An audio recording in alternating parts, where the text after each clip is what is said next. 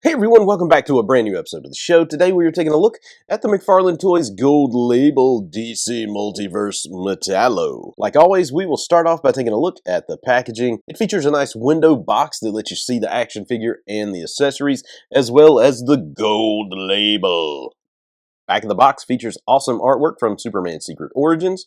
Right, left, top, bottom. And with a look at the packaging out of the way, let's go ahead and dive into this figure. While we're opening this up, I want to take a minute to give a shout out to McFarlane Toys. Thank you for just the one singular little rubber band thingy, these things that I hate. You only gave us one this time to keep this guy in the package.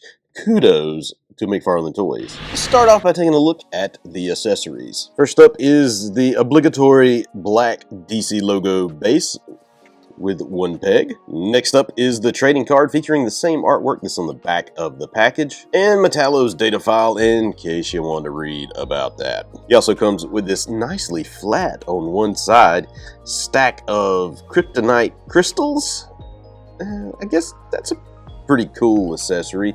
It's not like lightning FX or something stupid like that I don't really care about, so yeah, that can be used in a diorama or something. That's actually pretty cool. So, taking a look at this guy, he is a gorgeous sculpt. Of course, everything you see here is pretty much already been released. This is pretty much Lex Luthor's body in his, armored power suit, with the exception of course, a different head sculpt. Maybe the torso and stomach area, but the rest seems to be piece for piece Lex Luthor. I will say the hands are different too. The hands are not the same as Lex Luthor either. Now, is this the version of Metallo that I want? Probably not. I mean, it's not my favorite version, but it is a nice, I will say, an homage to the Superman Secret Origins look, because there are some differences because they use Lex Luthor's pieces and parts. It's not exactly the same, but the design is there from the Secret Origins book. So taking a look at the sculpt of the head, man, that is pretty spot on. Even the paint job, you can see nicely painted eyes underneath this mask. Look at the teeth. The teeth look fantastic under that mask as well. This is actually a pretty nice Metallo. Love the cool symbol on his chest. This is one of those instances where a raised symbol actually looks good. To be honest, I'm not a fan of some of the raised symbols. So this is a good example of one where it works. It works really well. Loving the sculpts right here on the stomach. That just looks really nice. Back in here, a little skeletal looking sculpture here across the spine. That is nice. Love the color choices for the greens. I mean, that's kind of a metallic-y looking dark green on the back of his helmet, and the pale green here, the lime pale green, that looks cool, but it's got a nice sheen to it as well to give it a metallic kind of look.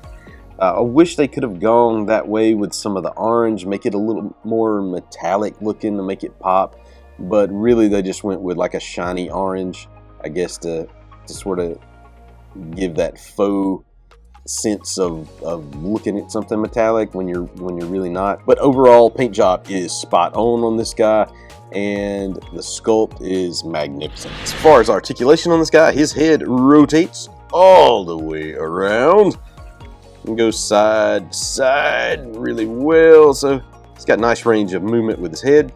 Although you might want to be careful with the collar, as always, when you have figures with collars. Rotating all the way around tends to rub some paint off, so be super careful. He can lift his arms about that high. One of the things I'll never understand are these little plates here that sort of cover up the gap between the shoulder and the chest. Like, this side looks great. No, you don't have it popping out that far, but this side is just all over the place as far as coming out and around. Yeah, I don't know if maybe it just, taking these things out, I know how this works. You just pop that piece out and it sticks in there, but I'm wondering if maybe the hole wasn't big enough when they put it in there. I don't know. Shoulders rotate all the way around for a 360. He does have bicep swivel that rotates 360 as well.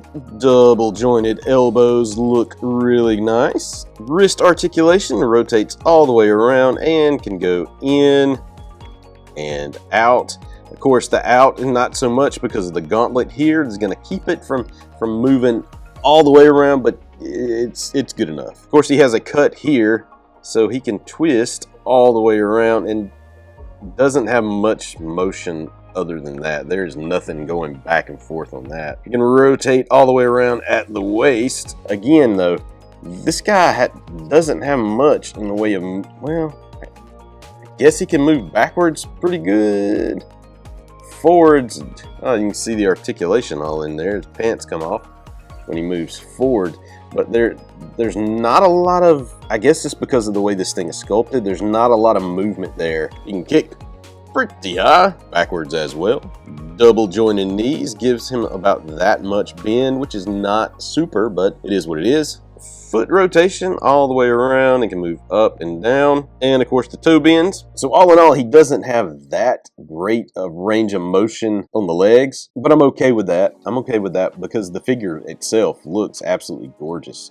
I mean, it is a great figure. I'll give it a 6 for the reuse of the Lex Luthor parts on this guy because it doesn't totally jive with the look of the character on the back of the package, but I get what they're going for with this. Little backstory about Metallo. If you don't know who he was, his first appearance was Action Comics 252 in 1959. He was created by Robert Bernstein and Al Plastino. His origin story typically revolves around him being a human criminal named John Corbin. Sometimes he's a news reporter who, through whatever various circumstances, has his consciousness transferred into a powerful robotic body, powered by, of course, kryptonite. This kryptonite body gives him enhanced strength and durability and makes him a formidable opponent for Superman. So my thoughts on Metallo, I think it is a nice looking action figure. I think it looks good on the shelf. There are some issues with some articulation with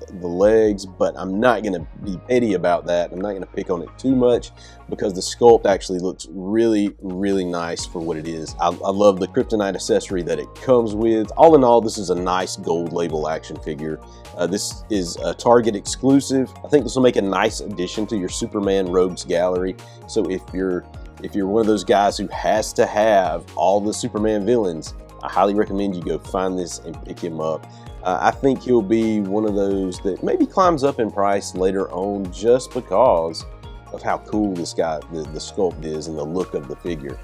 I think McFarlane did a really nice job on this guy. All right, so if you like what I'm doing, please hit that subscribe button, that like button. I sure would appreciate it. Check me out at dccollector.com each and every day. And as always, God bless.